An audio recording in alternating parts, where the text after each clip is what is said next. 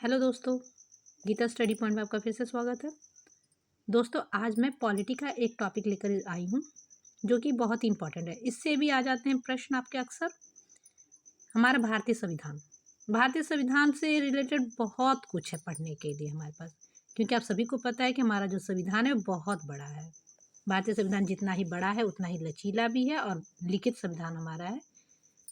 तो इस संविधान को कहाँ से लिया गया है, आज हम उसी टॉपिक को कर रहे हैं। चलिए दोस्तों, आप अपना आप लोग अपना कॉपी और पेन लेके बैठिए। हम नया टॉपिक स्टार्ट कर रहे हैं बिना समय को गंवाए हुए। चलिए शुरू करते हैं। संसदीय शासन प्रणाली, ये लिए गए ब्रिटेन के संविधान से। मंत्रिमंडलीय प्रणाली, ये भी ब्रिटेन के संविधान से लिया गया है।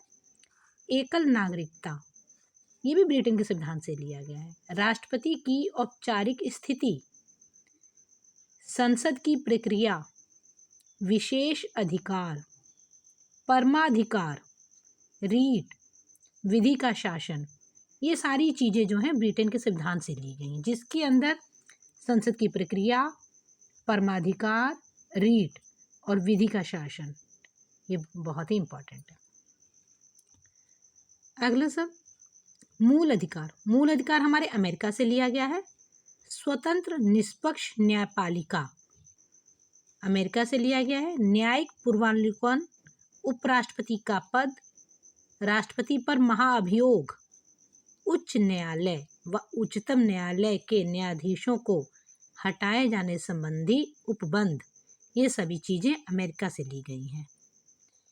राज्यों के नीति निदेशक तत्व, राष्ट्रपति निर्वाचन की पद्धति, राज्यसभा के कुछ सदस्यों का मनोनयन, ये सारी चीज़ें आयरलैंड से ली गई हैं।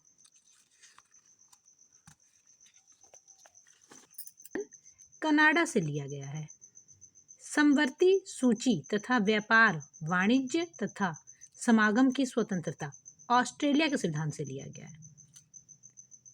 चलिए दोस्तों, आपात उपबंध व आपातकाल में मूल अधिकारों का निलंबन, जर्मनी का वाइमर संविधान से लिया गया है।